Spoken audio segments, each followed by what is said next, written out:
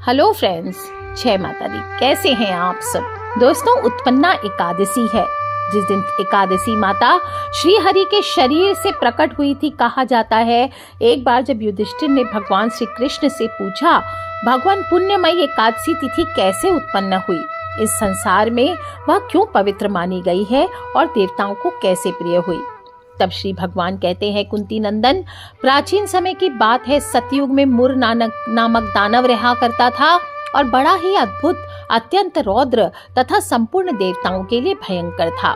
उस काल रूपधारी दुरात्मा महासुर ने इंद्र को भी जीत लिया था। संपूर्ण देवता उससे परास्त होकर स्वर्ग से निकाले जा चुके थे और शंकित तथा भयभीत होकर पृथ्वी पर विचर रहे थे। एक दिन सब देवता महादेव जी के पास गए। वहां इंद्र ने भगवान शिव के आगे सारा हाल कह सुनाया। इंद्र बोले, महेश्वर, ये देवता स्वर्ग लोक से निकाले जाने के बाद पृथ्वी पर विचर रहे हैं। मनुष्यों के बीच रहना इनको शोभा नहीं देता। देव, आप कोई तो उपाय बतलाइए। देवता किसका सहारा लें? तब महादेव जी कहते हैं, देवराज, जहां सबको शरण देने वाले, सबकी रक्षा में तत्पर रहने वाले जगत के स्वामी भगवान गरुड़ ध्वज विराजमान हैं, वहां जाओ, वे तुम लोगों की रक्षा करेंगे। भगवान श्री कृष्ण कहते हैं, हे युधिष्ठिर, महादेव जी की यह बात सुनकर परम बुद्धिमान देवराज इंद्र संपूर्ण देवताओं के साथ क्षीर सागर में गए, जहां भगवान गदाधर सो रहे थे। इंद्र ने हाथ जोड़कर उनकी स्तुति की। इंद्र बोले, हे देव देवेश्वर, आपको नमस्कार है। देव, आप ही पति, आप ही मति, आप ही कर्ता और आप ही कारण हैं। आप ही सब लोगों की माता और आप ही इस जगत के पिता हैं। देवता हो दानव हो, दोनों ही आपकी वंदना करते हैं। हे पुंडरीकाक्ष, आप दैत्यों के शत्रु हैं। हे मधुसूदन, हम लोगों की रक्षा कीजिए। हे प्रभु जगन्नाथ, अत्यंत उग्र स्वभाव वाले महाबली मुर नामक दैत्य ने इस संपूर्ण देवताओं को जीतकर स्वर्ग से बाहर निकाल दिया है। हे भगवान देव देवेश्वर, नागत वत्सल, देवता भयभीत होकर आपकी शरण में आए हैं। दानवों का विनाश करने वाले कमल नयन भक्त वत्सल देव देवेश्वर जनार्दन, हमारी रक्षा कीजिए, हमारी रक्षा कीजिए। भगवान, शरण में आए हुए देवताओं की सहायता कीजिए। इंद्र की बात सुनकर भगवान विष्णु बोले, देवराज, यह दानव कैसा है, उसका रूप और बल कैसा है तथा उस दुष्ट के रहने का स्थान कहाँ है? तब इंद्र बोले, देवेश्वर, पूर्व काल में ब्रह्मा जी के वंश में ताल जंग नामक एक महाअसुर उत्पन्न हुआ, जो अत्यंत ही भयंकर था। उसका पुत्र मुर दानव के नाम से विख्यात है। वह भी अत्यंत ही उत्कट, महापराक्रमी और देवताओं के लिए भयंकर है।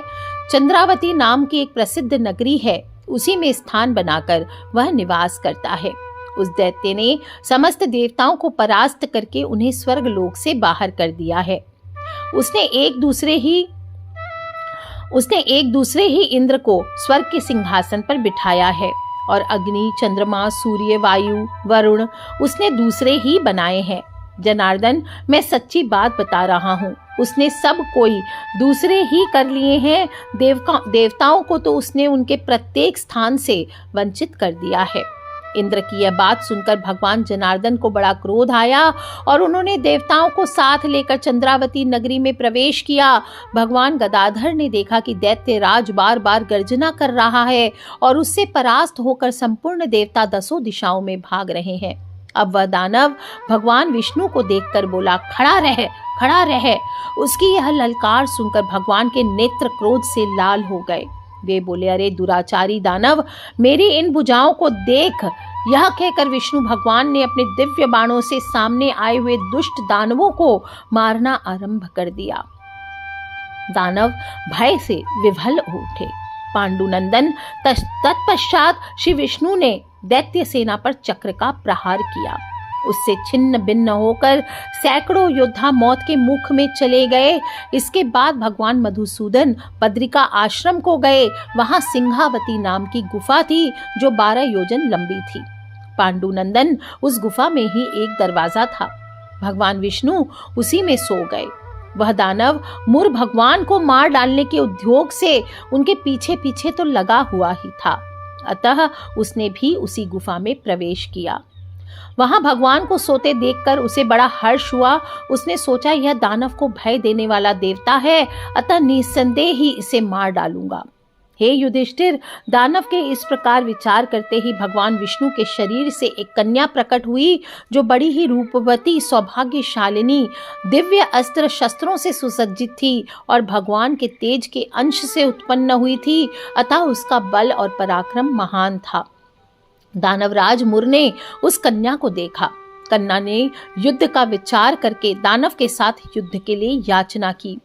युद्ध छिड़ गया। कन्या सब प्रकार की युद्ध कला में निपुण थी और मुर नामक महान असुर उसके हुंकार मात्र से राख का ढेर हो गया और दानव के मारे जाते ही भगवान जाग उठे। उन्होंने दानव को धरती पर इस प्रकार निष्प्राण पड़ा देखकर कन्या से पूछा, मेरा यह शत्रु अत्यंत ही उग्र और भयंकर था, इसका वध किसने किया? तब कन्या बोली, हे स्वामिन, आपके ही प्रसाद से मैंने इस महादैत्य का वध किया है। श्री भगवान कहते हैं, हे कल्याणी, तुम्हारे इस कर्म से तीनों लोकों के मुनि और देवता आनंदित हुए हैं, अतः तुम्हारे मन में जैसी इच्छा हो उसके अनुसार मुझसे कोई वर मांग लो। देव दुर्लभ होने पर भी वह वर मैं तुम्हें अवश्य दूंगा, इसमें तनिक भी संदेह ही नहीं है। वही कन्या साक्षात एकादशी थी।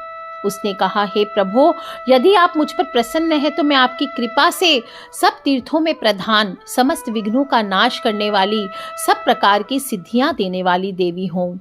हे जनार्दन, जो लोग आप में भक्ति रखते हुए मेरे दिन को उपवास करेंगे उन्हें सब प्रकार की सिद्धियां प्राप्त हो जावे।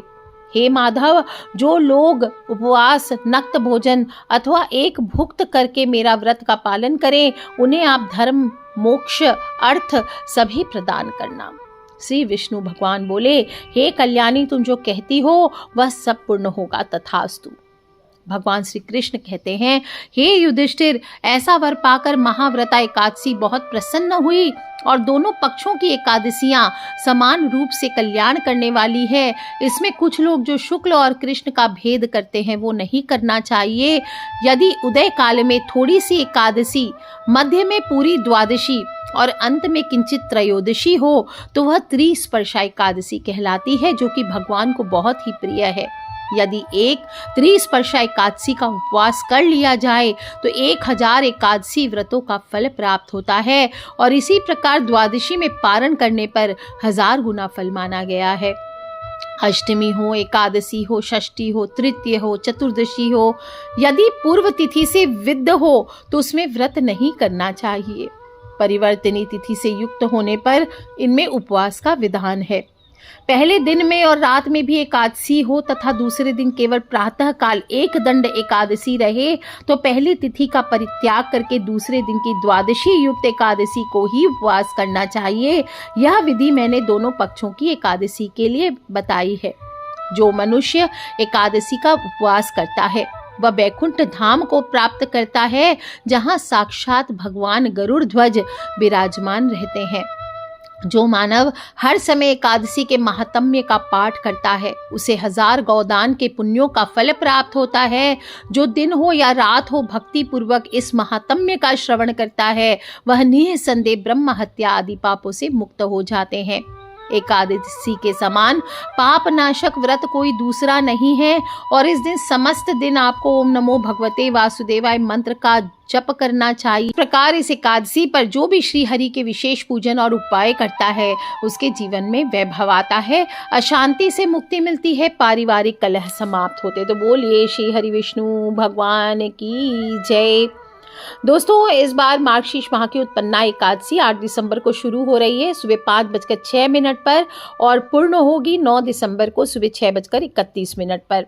एकादशी का व्रत उदय तिथि के अनुसार किया जाता है। वहीं जब एकादशी तिथि 2 दिन की पड़ती है तो गृहस्थ जो होते हैं स्मार्त संप्रदाय के लोग वो पहले दिन एकादशी का व्रत करते हैं।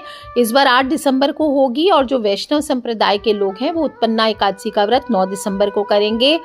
दूजी एकादशी यानी वैष्णव एकादशी के दिन सन्यासी हो, संत हो, विधवा स्त्रियां हो, इनको एकादशी का व्रत दूसरे दिन किया जाता है।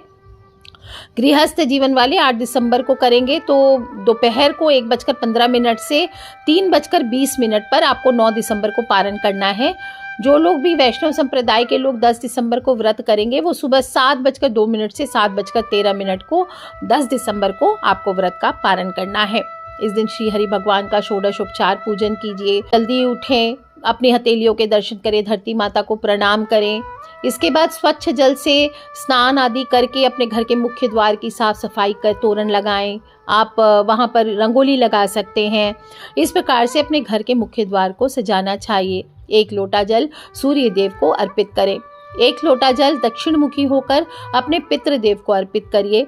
सूर्य भगवान को अर्पित करेंगे तो क्या बोलेंगे? ओम सूर्याय नमः, ओम आदित्याय नमः, ओम भास्कराय नमः। जो लोग भी दक्षिण मुखी होकर पितृ को जल अर्पित करेंगे बोलेंगे ओम सर्वेभ्यो पितृभ्यो नमो नमः। नहीं बोल सकते तो बोलेंगे पितरानी की जय। इसके बाद अपने घर के मंदिर पे आ जाइए, साफ सफाई करके भगवान विष्णु को अलग से स्थापित